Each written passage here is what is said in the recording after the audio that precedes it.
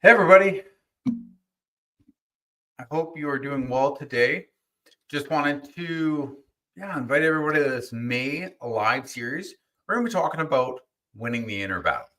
Now, oftentimes as first responders, there's so much stigma, so much talk around mental health. Actually, let me correct that. There's so much non-talk about mental health that we really need to begin to talk. And everything that we go through is a real inner battle. And I wanted to create the series so that I can begin to help you and show you that the battle doesn't have to be your own. So there's going to be a two-part series, and we're going to be going over first part today. We're going to go understanding the battle within. What is it that we're actually truly going for? Some of us, all of us, some of this may pertain to you, some of it may not. But I want to make sure that I kind of hit as much as I can as a whole, because I know that we go through certain things on our own. And I know when I was first diagnosed with PTSD and going through depression, I honestly felt like I was alone. Some of the things that I felt, I was like, no one else ever feels like this. But I wanted to bring that real to you, my friends. I wanted to show you that, what you're feeling is real. What you're feeling is, I don't like using the word normal, but it's human. It's part of what you're going through, and there's nothing wrong with that. So we want to understand the battle that we're going through. And then in part two, which is on, I believe, the 29th of this month, we're going to go over building your own personal tactical recovery plan, because I want to show you that when you have a plan in place, you can begin to create that opportunity. You can begin to create that outcome that you want, because you can't create a map if you don't know where you are and where you want to go and how to get there, right? It's like anything. You go on Google Maps, you're like, I'm living here, I need to get to this destination. And then in between, Google Maps will create that map for you, right? We need to create that for ourselves. We know where we are. We know kind of understanding our symptoms, and then we need to know where we want to go and how to get there. So we're going to do that next week. So today is all about awareness, understanding where you are. Where are you? What are some of the thoughts that you're having? What are some of the different understandings that you feel that you're missing out on? And I want to go over that today. I want to just explain to you some things, but I want you to also look around. I want you to look around and see what's going on within your life. See what you're affected by. See what changes and how you feel. The other day, I kind of had a realization that I'm still affected by my environment. Certain things in the outside world affect me, and it affects my mood. It affects how I feel. And I really work on this, because everything that you feel, every emotional feeling, is something that you are attaching to that event. Okay, that's how emotion is created. You attach how you feel to the event, and that gives meaning and significance to that event. That is why, some people go to a scene and it doesn't affect them. And then somebody else goes to a scene and it affects them. It's because that person has attached a certain amount of emotion to that event, and that has caused different symptoms and stirred up something within them. So that's how PTSD is kind of formed and begins to create. So part one is the hidden battle that we face as first responders. And look at that picture. How many times do we truly feel like we are trapped in an event within ourselves, just yelling, frustrated that we can't get out?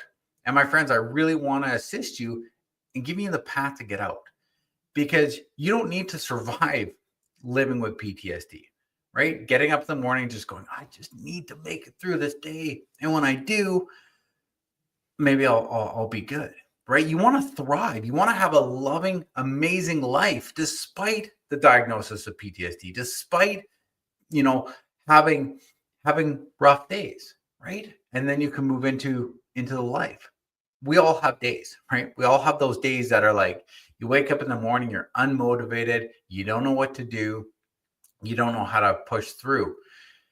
And there's nothing wrong with those days, right? We all have them.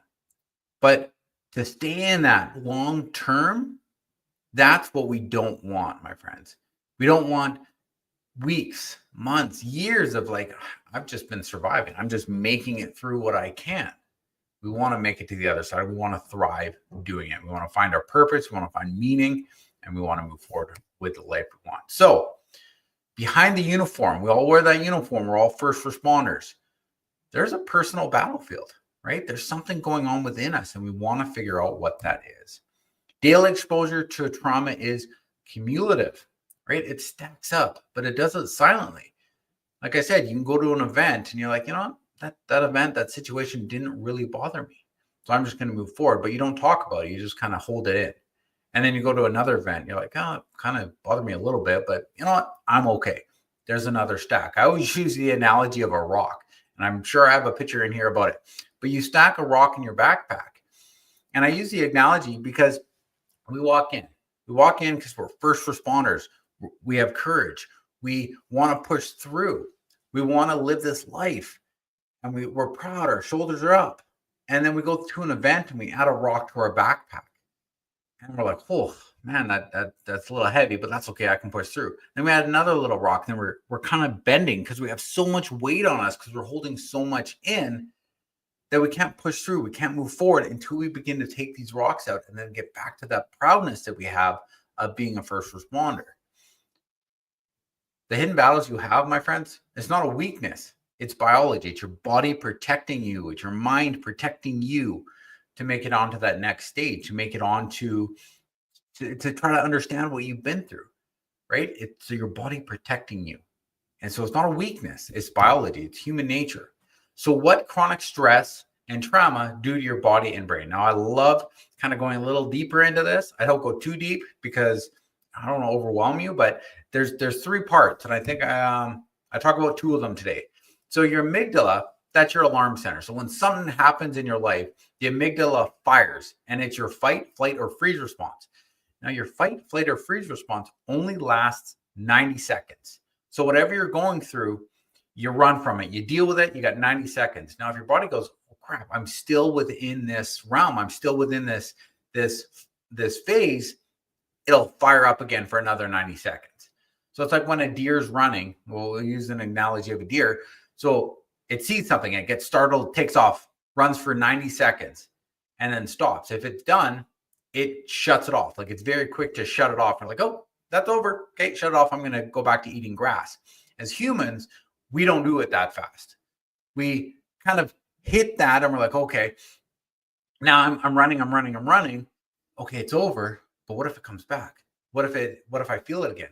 Well, I need to protect myself. And then now you're thinking, now you're adding that next 90 seconds on yourself, even though you're not in danger anymore. And this is what causes our hypervigilance, what causes us to really feel those emotions all the time, because you haven't shut off that fight, flight, or freeze response. And when your fight, flight, or freeze, your amygdala is going strong, your prefrontal cortex, your decision making it's getting hijacked, right? It's under stress because you need, the number one thing that we do as humans is protection. We need to protect ourselves first. So if we're trying to fight something or you're running from something, everything else is going to shut off because self-preservation is number one. So your decision making is going to go down. You're not going to think about, well, was this a good decision, right? This person or the situation that I'm in, if I respond this way, I'll be able to handle it. No, your body's like, get me the heck out of here, or I need to save my life. I'm not going to rationally think about anything. And that begins to fight and begins to hijack you until you begin to go, okay, I need to calm down. I need to breathe through this. I need to bring back that alarm center, shut it off because I'm no longer in that phase. And then you'll begin to make rash decisions again. And then you take back your decision making. And all of this causes a chronic cortisol, right? Exhaustion, mood swings, health breakdown, because you're always on the go. You're always jittery. You're always pushing through. So you have to learn to take that back. And that's what this is about. That's what this little mini course is about. So what are some common internal struggles that you may notice?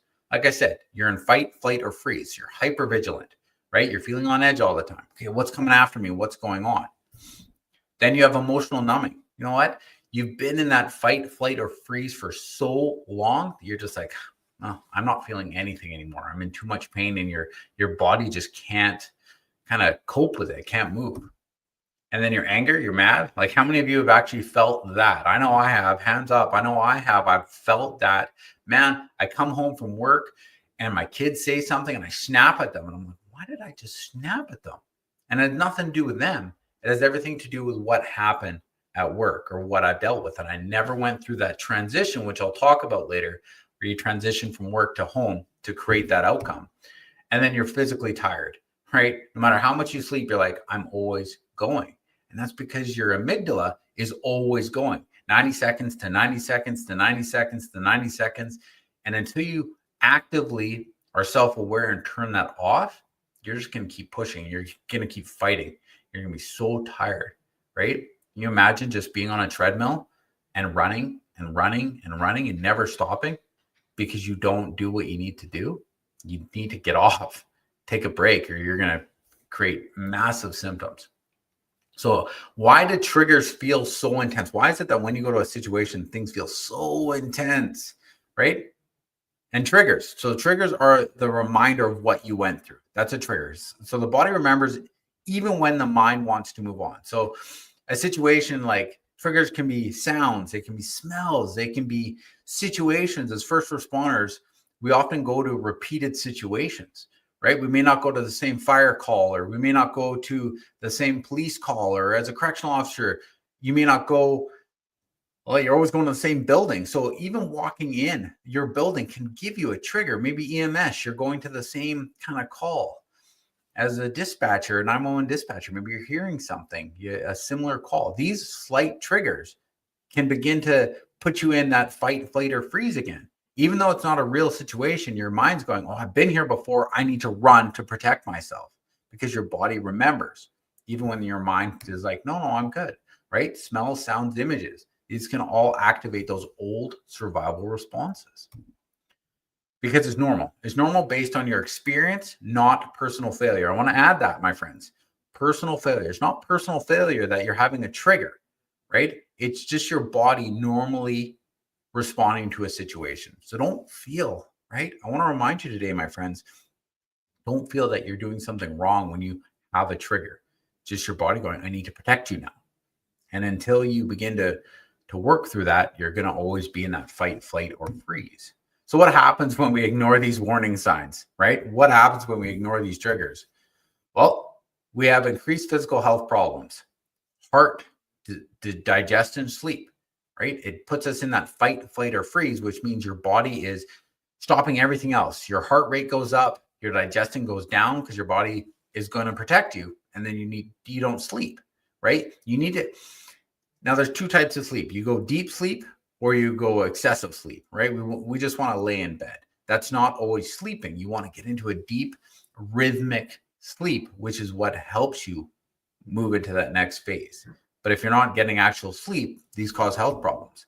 Emotional shutdown or explosive anger outbursts. So that emotional numbing, right? These are the warning signs, right? That we're trying to see, okay, I'm emotionally shutting down for situations going on, or have these explosive outbursts, right?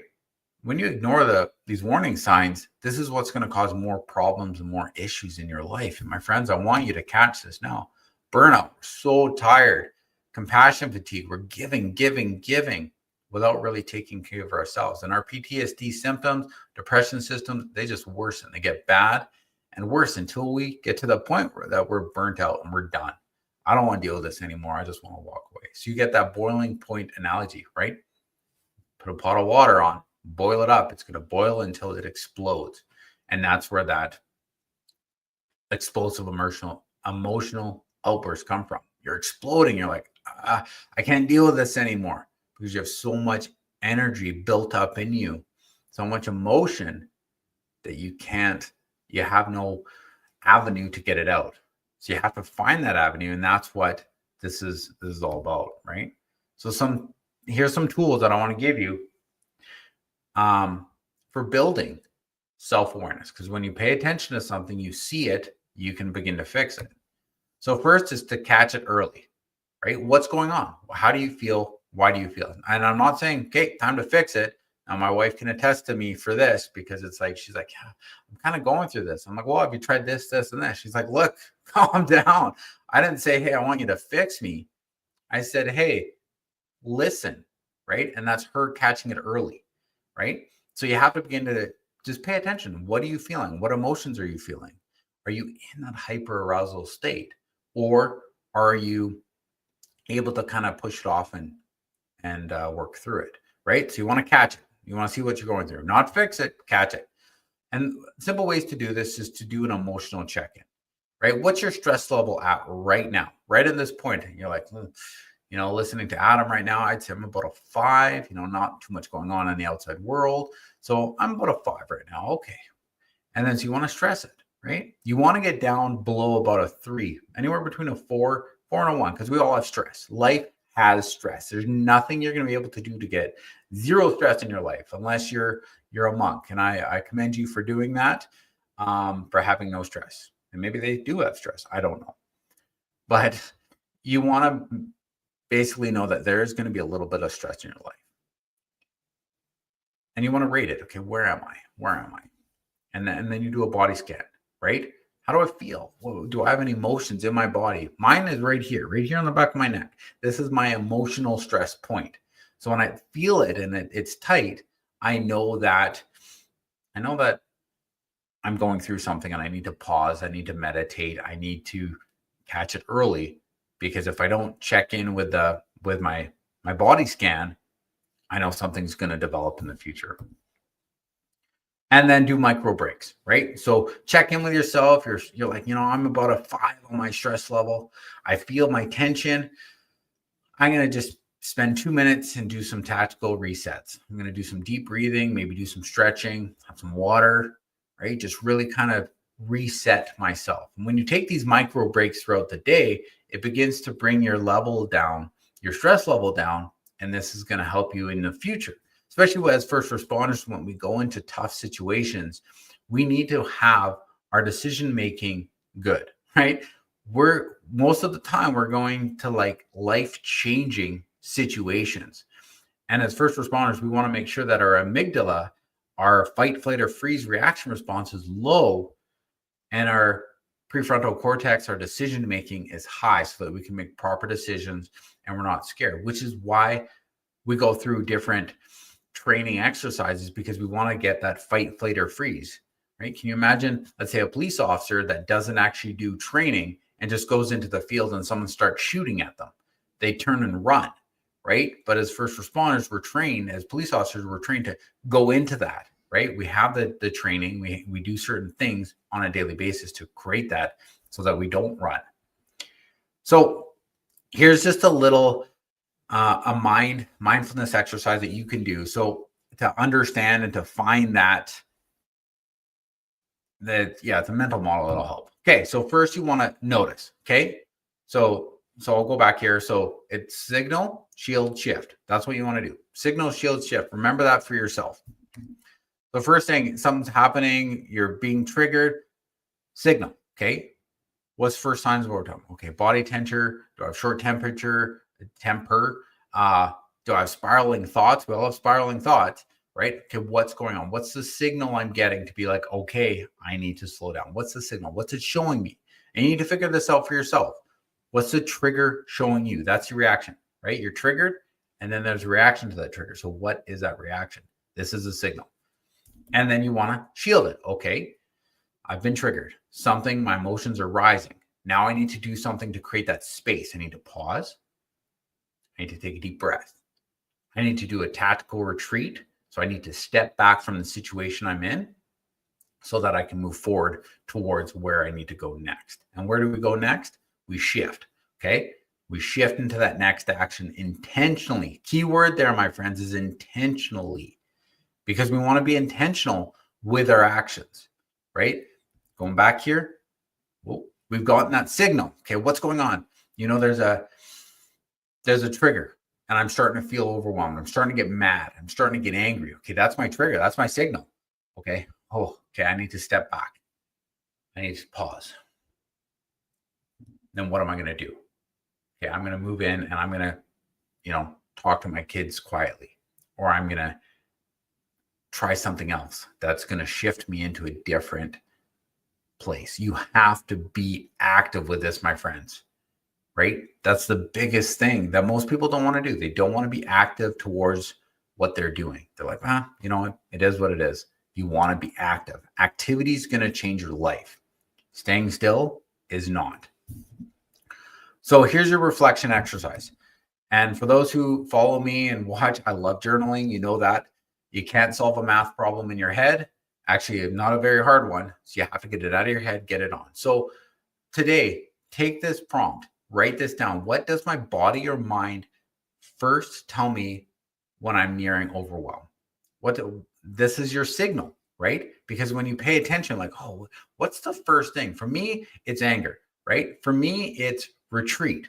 For me, it's what's another one that kind of, yeah, those are kind of my two big ones. When I know that I'm quick and I'm not thinking, I'm quick to anger, that's the signal going, okay, what's going on? Where am I heavy here? My stress button, right?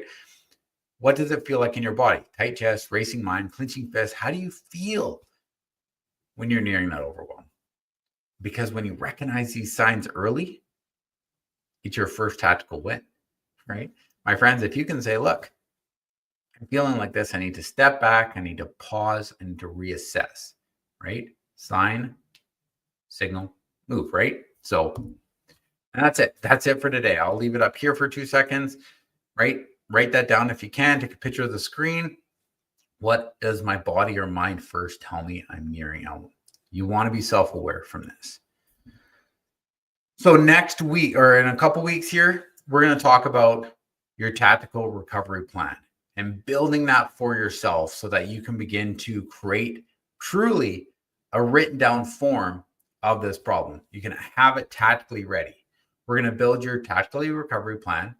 We're going to take this week's awareness and turn it into action. And again, my friends, it's not about fixing everything overnight. It's about your daily wins. It's about stacking resilience over time. It's about just creating that and not having to run, not having to take off, one day at a time. So that's it. If you have any questions, put them in the chat. I'll stay on for a couple minutes here. Maybe I'll ramble about something, because you are important to me, right? I do this for you. I do this because I give you an opportunity. Christina, thank you so much for being on. I know you're a big supporter of mine. I appreciate you. And yeah, you really have to take care of yourself first. Self-care is not selfish. Self-help, when you go for help, that's not selfish. That's courageous to step into that next area, to step into that zone and really change your life. You matter to me, my friends, and I hope you matter to you, because that's where life is going. So let's see. Yep, there's an end of slides for part 1. So my friends, thank you. Thank you for being there. Thank you for sharing and giving me your time and trusting me for this. So again, tune in next week.